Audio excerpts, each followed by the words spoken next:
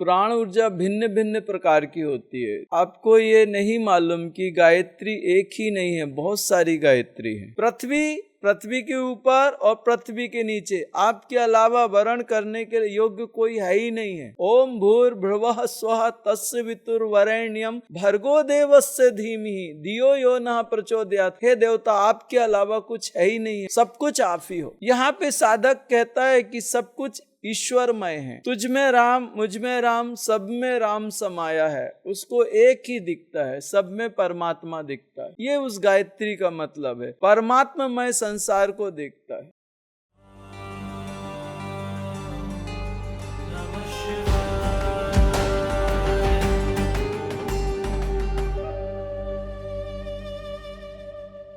नमस्कार भैया जी एक गायत्री आपने बताई, ये गायत्री ऐसे ओम भूर्भुवः स्वः तत्सवितुर्वरेण्यम, ये मैं रेगुलर करता हूँ, तो क्या अंतर आ गया इसके अंदर? वो गायत्री का परिणाम अलग है और इस गायत्री का परिणाम अलग है, क्योंकि गायत्री के अंदर अगर प्राण ऊर्जा है तो मैं एक बात जानता हूँ कि प्राण ऊर्जा भिन्न भिन्न प्रकार की होती है। तो गायत्री ने भी, आपको ये नहीं मालूम कि गायत्री एक ही नहीं है, बहुत सारी गायत्री है। ये वाली किस लिए होती है ओम भूर्भुवः स्वः तत्सवितुर्वरेण्यम?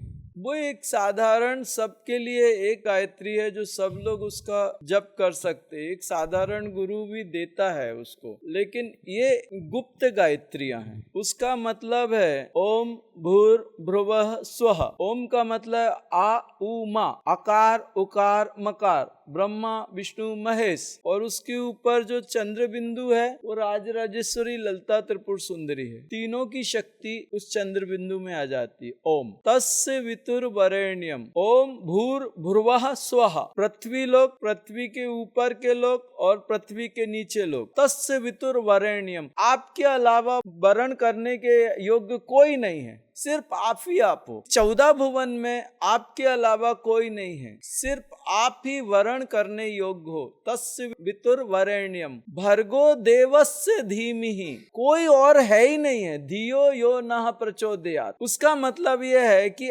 आपके अलावा और कुछ है ही नहीं।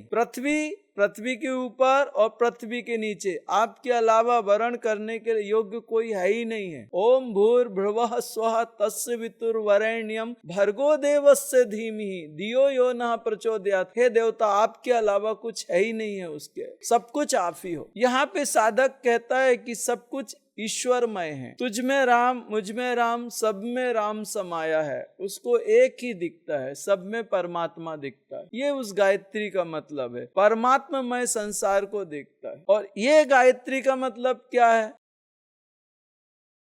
और आपने देखा ना एनर्जी कैसी थी, उसने अपना काम किया ना अपने सब्जेक्ट का। ये गायत्री आपसे छुपा के रखी गई है, ये मानव समाज तक आने ही नहीं देते वो। और बहुत सारी गायत्री है मेरे पास। मुझे लगता है कि इस कार्य के लिए गायत्री की ऊर्जा बेहतर है। मुझे लगेगा कि इसके लिए नीलकंठ की ऊर्जा बेहतर है। मुझे लगेगा इसके लिए वामन की ऊर्जा बेहतर है। मुझे लगेगा इसके लिए कूर्म की ऊर्जा बेहतर है। मुझे लगेगा अगर इसके लिए रावण की ऊर्जा बेहतर है। एक चीज को क्योर करने के लिए कौन सी ऊर्जा सबसे बेहतर है और वो तुम आराम से कर पाओगे और तुम्हें रिजल्ट मिलेगा, मैं वो देखता हूँ। और वो गायत्री इतनी इजी है तुम्हारे लिए। अगर मैं सीधा सीधा जल तत्व चला देता था, प्रेशर गिरता था और मुझे खुद डर लग रहा था, क्योंकि वो सीधा जो पानी जो बहता है ना, उसका फोर्स इतना रहता है कि वो ये देखता ही नहीं है कि तुम्हें क्या होगा क्या नहीं होगा। वो सब जगह से अपनी स्पीड से निकलता है और वहां पे तुम्हारी नाड़ी तंत्र और तुम्हारे शरीर,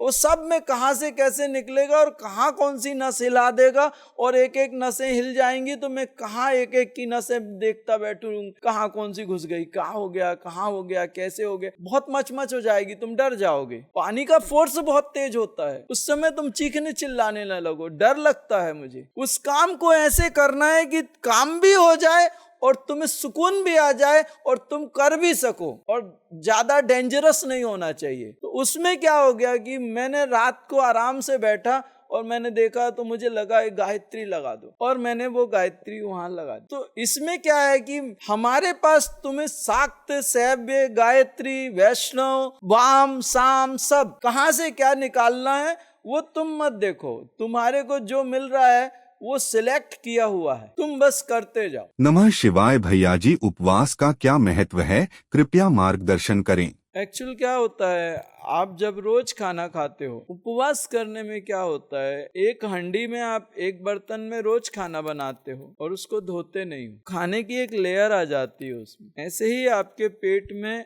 ऐसा खाना है, ऐसा कुछ मल है जो निकलता ही नहीं है। अगर आप 8-9 दिन खाना ना खाओ तो एकदम बदबूदार मल निकलेगा, और वो जो निकलेगा वो तुम्हारे शरीर के लिए जहर था। आप अपने शरीर की जब तक शुद्धि नहीं करोगे तब तक आप दिव्य नहीं हो सकते, डिवाइन नहीं हो सकते। शरीर की शुद्धि आप जब करोगे, आप गहरी ध्यान में प्रवेश करोगे। उपवास इसलिए मत करो कि भगवान को खुश करना, उपवास इसलिए करो कि एक तो तुम्हारे इस डाइजेशन सिस्टम को थोड़ा एक दिन के लिए छुट्टी मिले, दूसरा इसमें जो कचरा है वो निकले। इसको कैसे भी करके साफ करना। अब वो तुम कैसे करते हो वो तुम्हारे ऊपर है, तरीके बहुत सारे। नमः शिवाय भैया जी, ग्रहण का सदुपयोग एक साधक कैसे कर सकता है, कृपया मार्गदर्शन करें।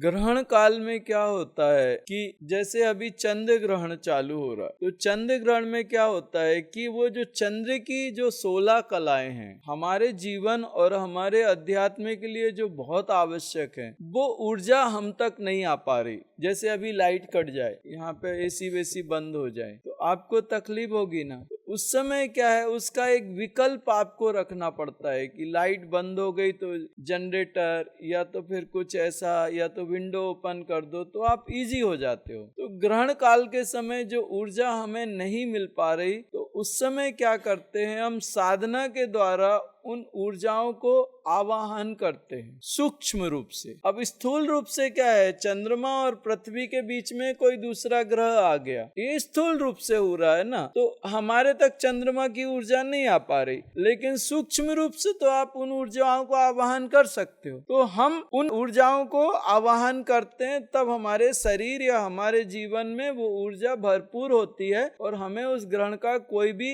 दुष्प्रभाव नहीं आता, और हम दूसरों से आगे होते हैं क्योंकि उनको नहीं मिली, हमें मिली। नमः शिवाय भैया जी, आपने कहा कुछ कर्म आसानी से नष्ट हो जाते हैं और कुछ बहुत विकट होते हैं, इनमें क्या अंतर है, कृपया मार्गदर्शन करें। आपकी समस्या बड़ी है और वो नहीं समाधान हो सकती। मैं यूनिवर्स के साथ जुड़ा हूँ, यूनिवर्स की एनर्जी उपयोग करता हूँ। तुम्हें लगता है कि मैं अपनी एनर्जी, तो मेरी एनर्जी यूनिवर्स की एनर्जी है, मैं उसको अपना लिया हूँ। ये जो व्यवस्थाएं हैं ये, और मुझे जितनी शक्तियां बढ़ानी पड़ती हैं तो मैं यूनिवर्स से उतना ज्यादा लेता जाता हूँ, बढ़ाता जाता हूँ। उसमें क्या है, बड़ी बात यह है कि तुम्हारे कर्म कितना बड़ा है। अगर वो बहुत बड़ा है और अक्षय कर्म है तो नहीं टूटेगा, उसको फिर थोड़ा थोड़ा टुकड़े टुकड़े करके छीलना पड़ता है, ऐसे नहीं टूटता। अक्षय कर्म नहीं टूटता, नहीं टूटता, नहीं टूटता। हम लोग एड़ी चोटी की ताकत लगा दें तब भी उसको बारीक बारीक टुकड़े निकालने पड़ते हैं, बारीक बारीक। बड़ी बात यह नहीं है कि एंटिटीज कितने हैं, क्या है, बड़ी बात यह है कि तुम्हारा कर्म कितना प्रचंड है, तुम क्या करके आए थे, और वो जो करके आए हो वो अगर बहुत भयंकर होगा तो उसको तोड़ने में नानी दादी याद आ जाती।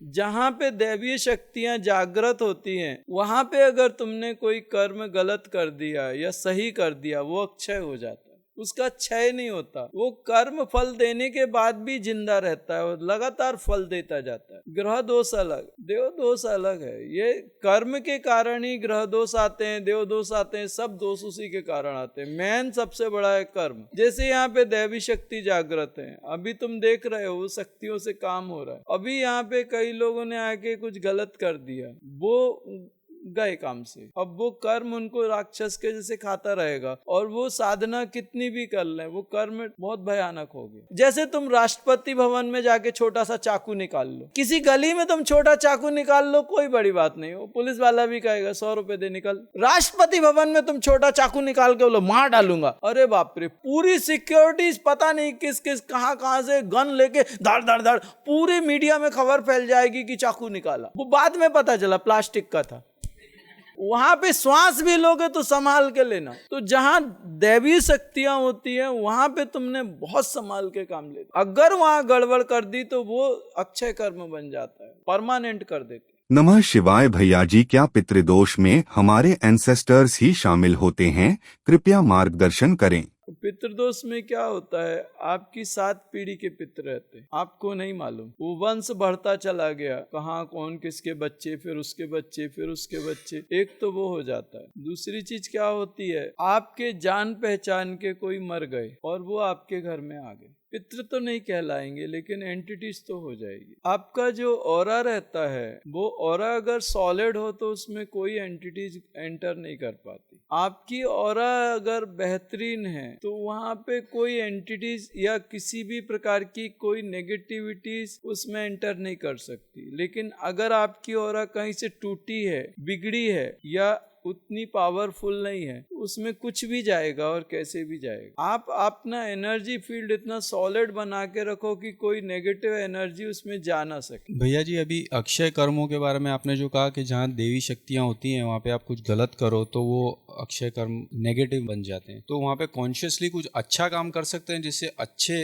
अक्षय कर्म आपके लिए, तो वो किस टाइप की चीजें अगर करें तो? बिना अहंकार के सेवा करते हैं, कोई भी अच्छा काम करोगे तो वहाँ पे अक्षय कर्म हो जाता है, उसका भी परिणाम आपका लगातार आता है। और एक और सवाल था भैया जी कि ये हमारा जो साधना का मार्ग है, एक तो ये है और एक होता है कि आप नाम जप करते हैं, जैसे आपने भी 2-3 बार रेफर किया था, तो जब नाम जप का जो प्रोसेस है वो किस तरह से इवॉल्व होता है, मतलब एक साधक के लिए फॉर एग्जांपल अगर कोई उस तरीके से कर रहा है? आप ये नाम जप ही कर रहे हो, एक ऋषि होता है और एक मुनि होता है, आप अभी ऋषि परंपरा से हो, ये जो साधना कर रहे हो ना, ये नाम जप ही है, सिर्फ नाम आप बदल देते हो। क्योंकि अभी एक्चुअल नाम जप में क्या होता है, आप एक नाम पकड़ लो, हरि हरि हरि हरि हरि हरि, राम कृष्ण हरि, जय जय राम कृष्ण हरि। तो अभी क्या होता है कि राम पिंगला नाड़ी से जुड़ा, कृष्ण ईडा नाड़ी से जुड़ा और हरि सुषुम्ना से जुड़ा। जय जय राम कृष्ण हरि, जय जय राम कृष्ण हरि, राम कृष्ण हरि, जय जय राम कृष्ण हरि। पिंगला अभी अशुद्ध है, ईडा अभी अशुद्ध है और हम डायरेक्ट सुषुम्ना में घुसे, तो जब बहुत लंबे समय तक आपको वो करना पड़ेगा। जब कहीं वो सुषुम्ना की शक्ति जागृत होगी तब वो ईडा और पिंगला को साफ करेगी। इंस्टेंट आपको वो रिजल्ट नहीं आएगा। अगर आपको इंस्टेंट रिजल्ट चाहिए कि आपकी ईडा में प्रॉब्लम है,